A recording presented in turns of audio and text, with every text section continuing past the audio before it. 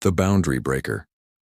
The storm came without warning, transforming the gentle summer rain into a torrential downpour that bent the trees of the Ecuadorian rainforest like reeds in the wind. Dr. Elijah Moss pulled his soaked jacket tighter around, his shoulders cursing his stubbornness. The other researchers had returned to base camp hours ago, but he'd insisted on collecting just a few more samples of the rare orchid species he'd spent 3 years searching for. Worth it, he muttered, patting the waterproof case in his pack. Inside lay specimens that could revolutionize natural antibiotic research, if he could make it back alive to analyze them. Lightning cracked overhead, illuminating a path through the dense foliage that Elijah didn't recognize. The GPS on his phone had died an hour ago, along with any hope of contacting the research team. At 38, with a decade of fieldwork behind him, Elijah knew better than to panic. The rainforest was his second home, more welcoming than the empty apartment waiting for him back in Boston. He followed the narrow path, squinting through sheets of rain. Something about the vegetation seemed off. Plants he couldn't identify, combinations that shouldn't exist together. Exhaustion playing tricks, he reasoned, until a flash of blue light caught his eye. Not lightning. Something steadier, pulsing between two ancient ceiba trees ahead. The trees themselves appeared to be growing in an impossible formation. Their massive trunks curved toward each other, forming an archway crackling with energy. What in the world? Elijah approached cautiously, scientific curiosity overriding caution. The blue light intensified, illuminating strange symbols etched into the bark. As a botanist with a minor in anthropology, he recognized elements of Mayan and Incan designs, but twisted into forms he'd never seen documented. When he reached out to touch one symbol, the storm surged. A gust of wind shoved him forward, and the blue light engulfed him. Sensation abandoned his body, first cold, then heat, then nothing at all as consciousness slipped away. He awoke to birdsong unlike any he'd heard before, melodic, yet somehow mathematical in its precision. The air tasted different, rich with oxygen and subtle fragrances his mind couldn't catalog. Elijah blinked up at a canopy that should have been green but instead shimmered with iridescent purples and blues. "He's awake," came a voice, feminine and authoritative. "Secure his hands." Elijah tried to sit up, but vines, actual vines, tightened around his wrists, pinning him to the moss-covered ground. He turned his head to see several figures approaching, led by a tall woman whose skin seemed to hold a faint luminescence beneath its warm brown tone. "Who are you?" Elijah demanded, struggling against his botanical restraints. "What is this place?" The woman knelt beside him, studying his face with eyes the color of amber. Intricate patterns of light traced beneath her skin, following what appeared to be the natural lines of her veins. Her hair, twisted into elaborate locks, contained what looked like living flowers that opened and closed with her breathing. "I am Solara, head guardian of the Verdant Council," she said, her accent unfamiliar yet perfectly understandable. "And you, boundary breaker, have entered Viridia without permission during the time of withering. The question is not where you are, but why the grove has summoned you now when our need is greatest." She gestured and the vines retreated. Elijah sat up slowly, taking in his surroundings, massive trees supporting what appeared to be living structures, technology seamlessly integrated with nature in ways that defied his understanding of botany. "I didn't mean to come here," Elijah said. There was a storm and then light between two trees. Solara's expression hardened. The boundary thinned. It happens rarely, and never without purpose. She stood and offered her hand. "Come. The council must see what the grove has delivered to us, before the withering claims another sector." As Elijah took her hand, distant screams echoed through the forest, followed by the sound of something massive crashing through the trees. Seeds of distrust Elijah stumbled as Solara pulled him through the forest at a relentless pace. The screams had stopped, replaced by an eerie silence that seemed more threatening than the chaos before. "What was that?" Elijah asked, breathless. "What's happening here?" Solara's luminescent patterns pulsed more intensely, betraying her agitation. "The withering," It's accelerating. She paused, holding up a hand for silence as they reached the edge of a clearing. What Elijah saw made him forget his scientific skepticism. Ahead, a section of forest, perhaps half an acre, had transformed into something nightmarish. The once vibrant flora had turned ashen gray, crumbling like paper. At the center, a massive tree was collapsing in on itself, its trunk twisting as if in pain. Most disturbing were the faint spectral images of plants and small creatures flickering, in and out of existence like ghosts of what had once thrived there. They're being erased, Solara whispered. Not just dying, being unwritten from our reality. Two other guardians approached from the opposite side of the clearing, their expressions grim. Unlike Solara, they wore armor crafted from what appeared to be living wood and metal alloy combined. 3 more lost in this breach, reported the taller one, a woman with copper-colored hair and skin traced with blue-green patterns. Botanical memory bank salvaged, but the essence carriers didn't make it out. Solara's jaw tightened. Notify their families, Pelora. We'll perform the remembrance ritual at dawn. She turned to the second guardian, a broad-shouldered man whose dark skin held golden light patterns. Tavian, how far to the next sector? Half a day's march if it holds that long. Tavian's eyes drifted to Elijah. This is the boundary breaker.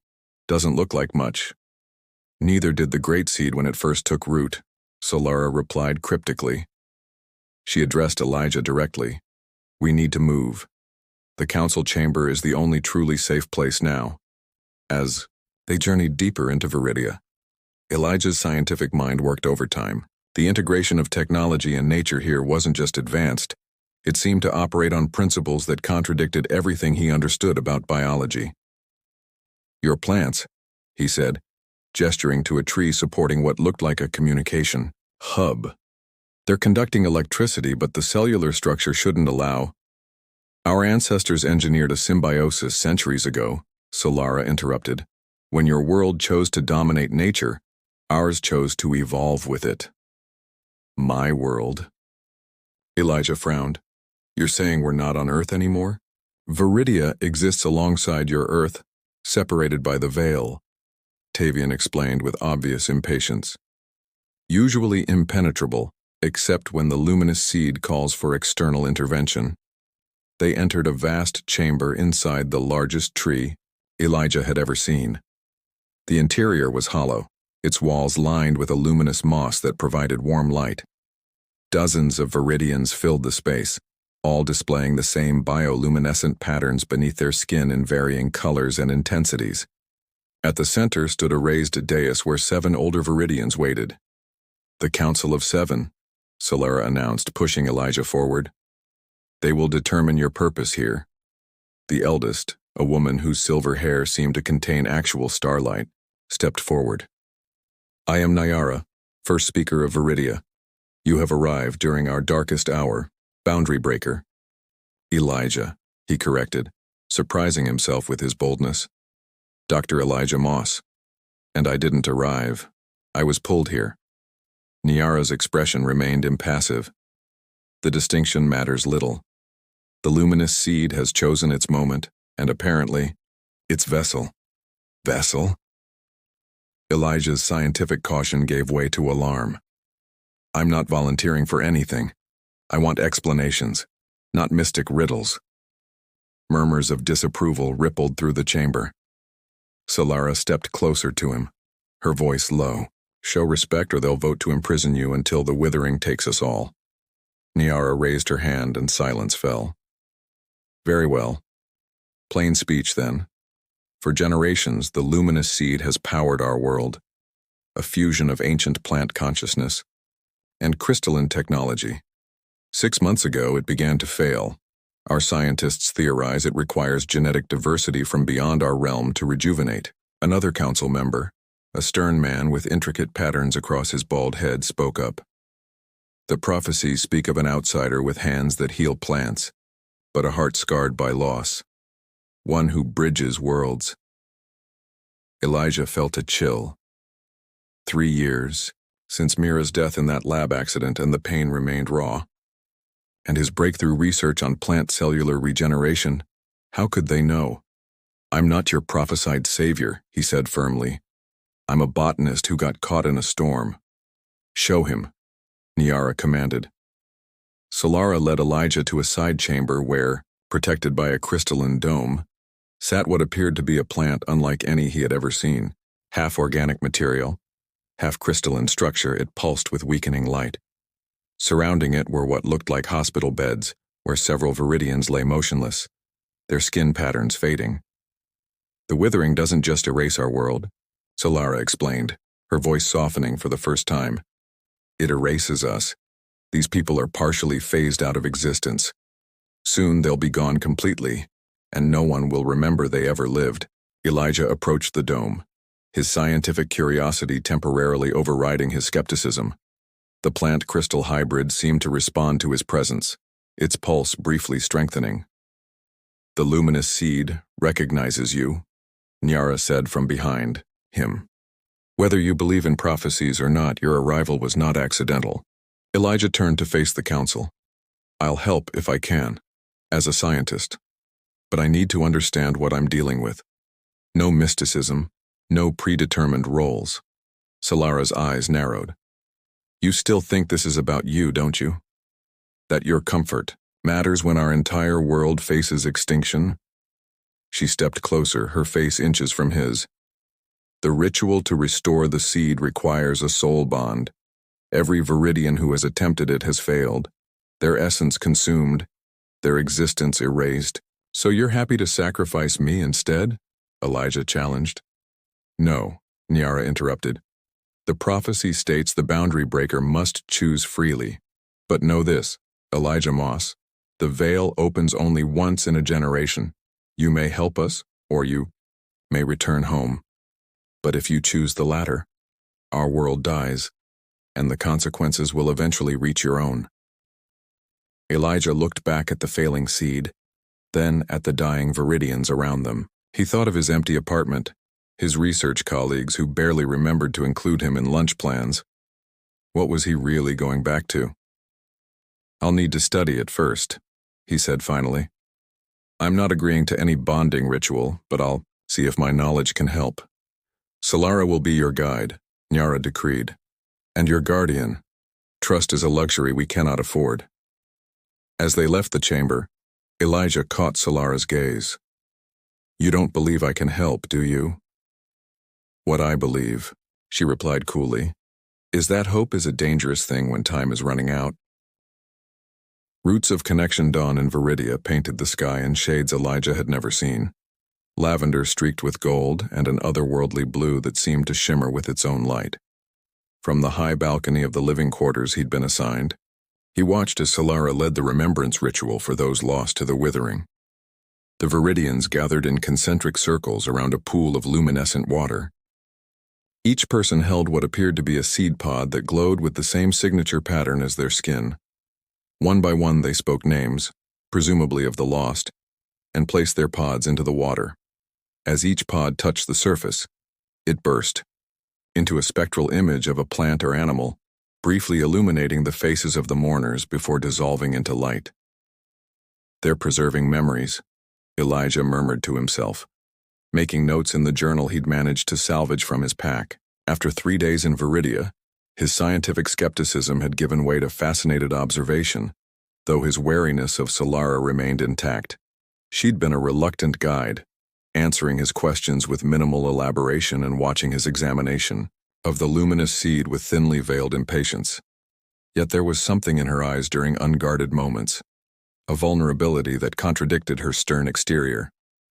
As the ceremony concluded, Solara looked up, catching him watching.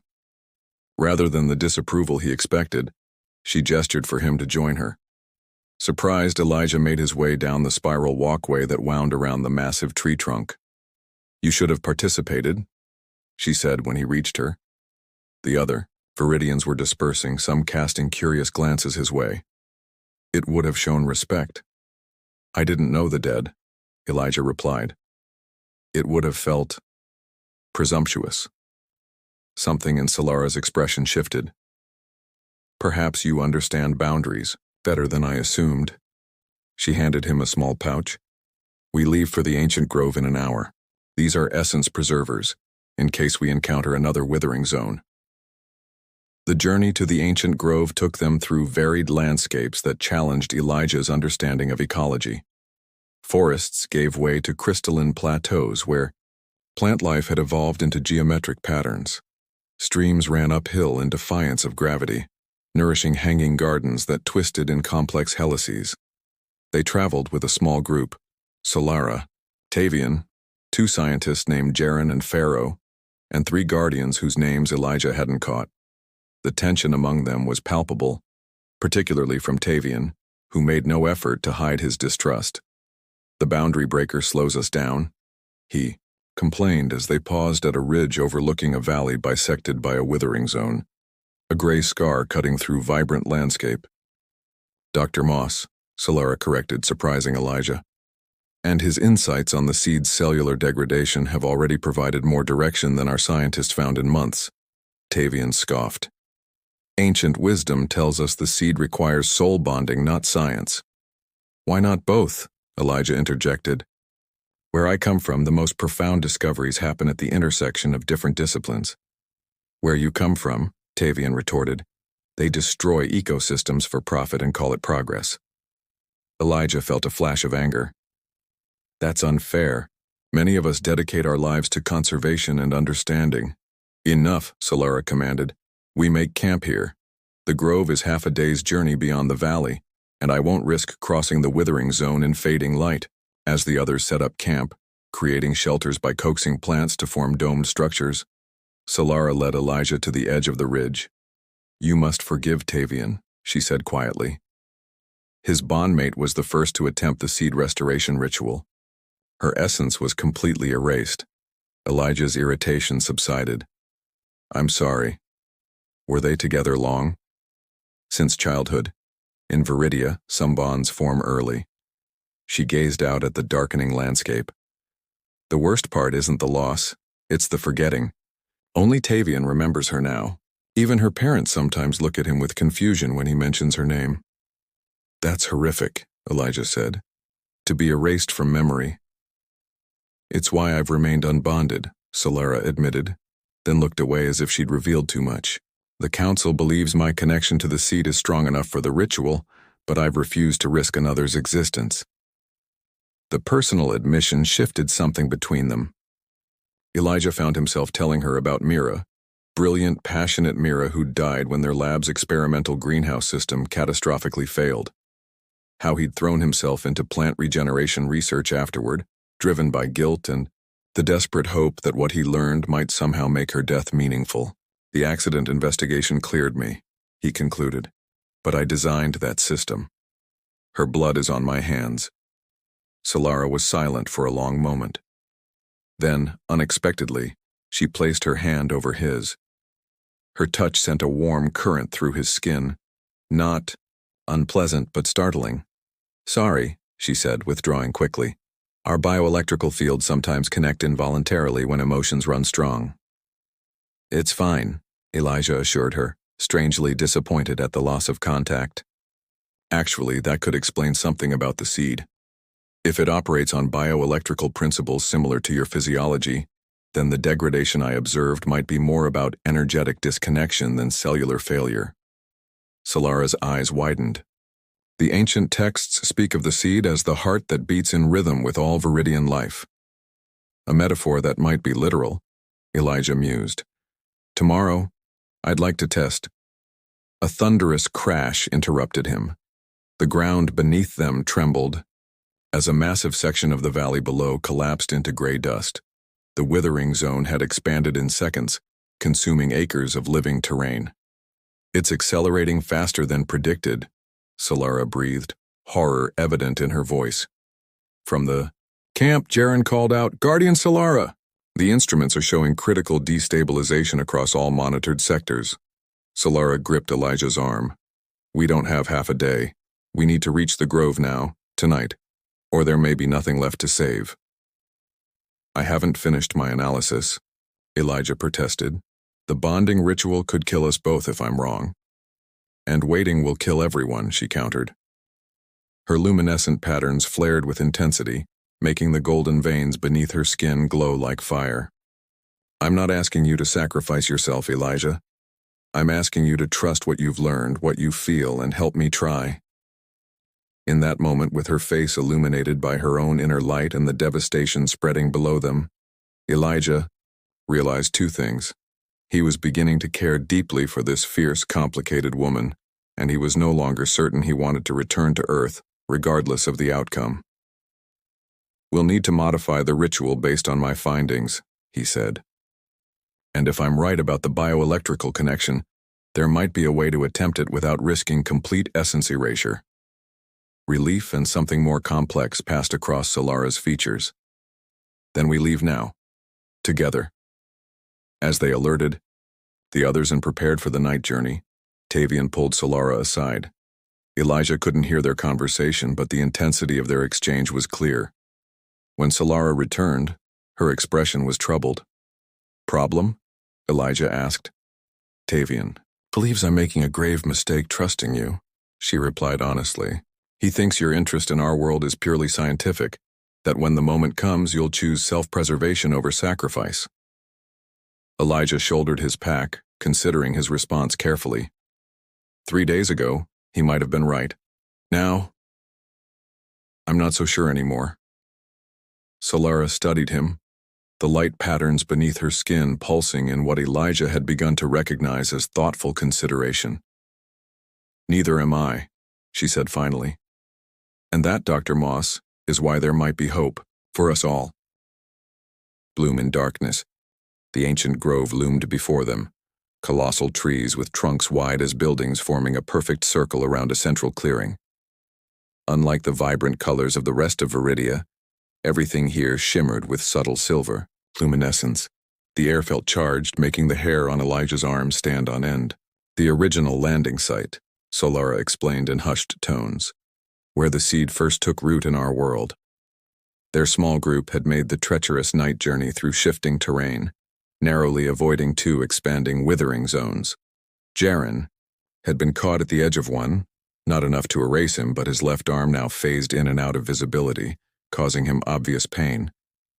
We must hurry, Tavian urged, pointing to the sky where cracks of gray nothingness were beginning to appear between the stars.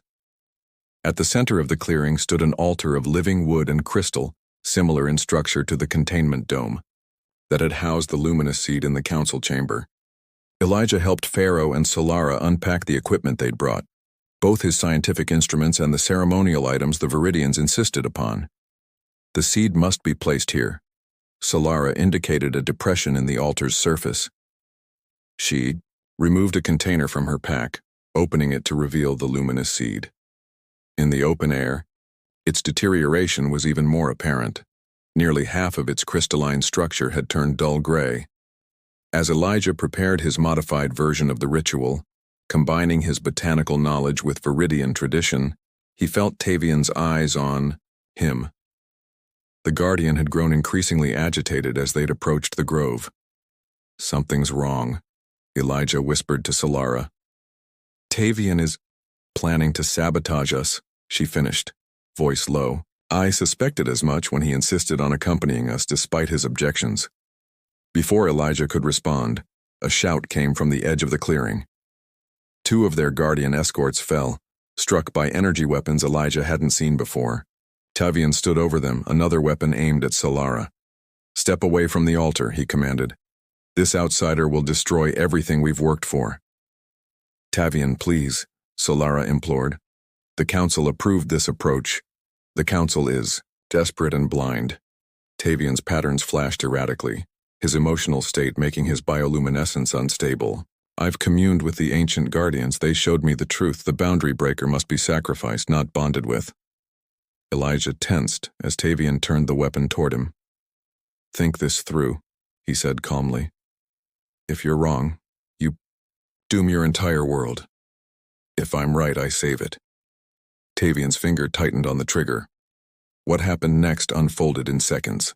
Solara lunged not at Tavian but at the altar, slamming the luminous seed into place. A pulse of energy knocked everyone back as the grove itself seemed to awaken, roots erupting from the ground, wrapping around Tavian's legs. Now, Elijah, Solara shouted. The connection must be established before the seed fails completely.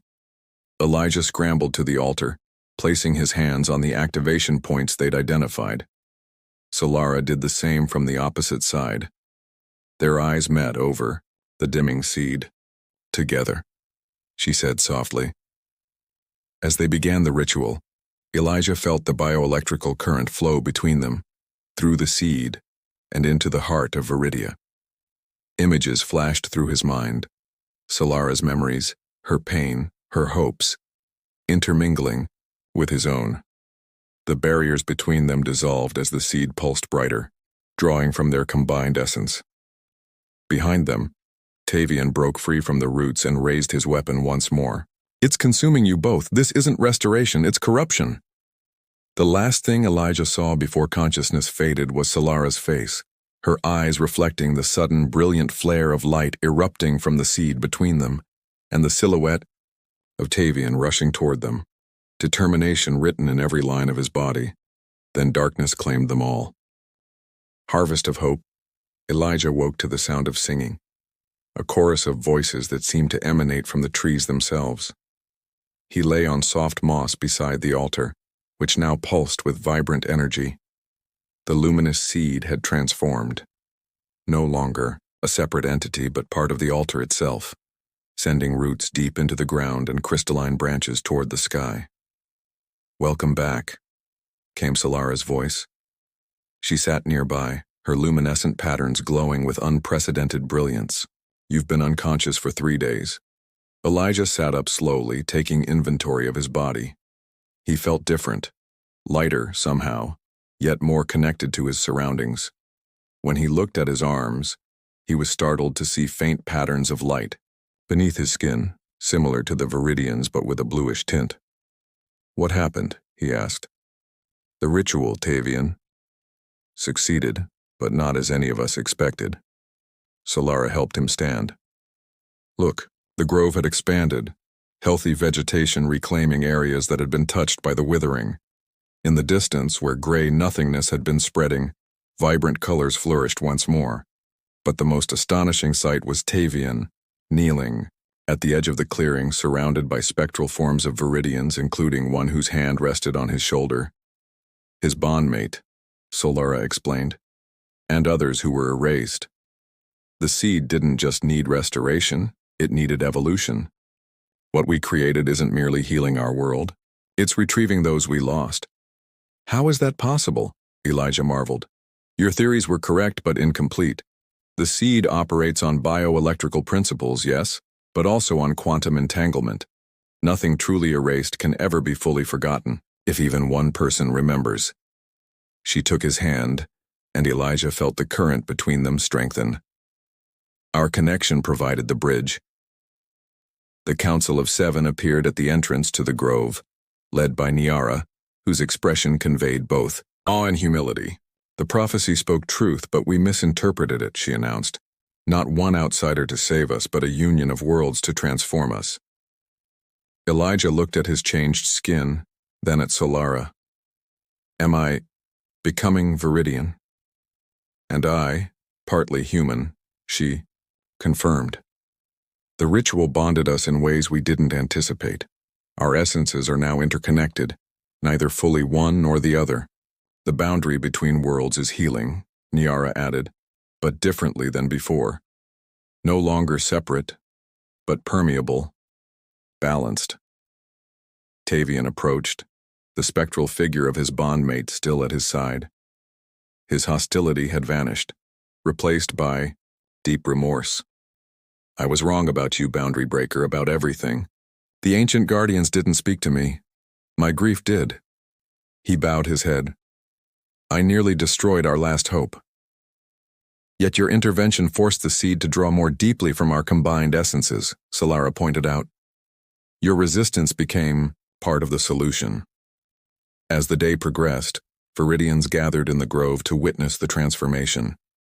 The spectral figures gradually gained substance as the seed's energy continued to flow outward, restoring what had been lost. Elijah worked alongside Jaren and Pharaoh, documenting the changes and establishing monitoring systems. That evening, as twin moons rose over the restored landscape. Elijah found Solara at the edge of a crystal pool, her reflection merging with the stars captured in its surface. "I can feel Earth," she said without turning. "Through you.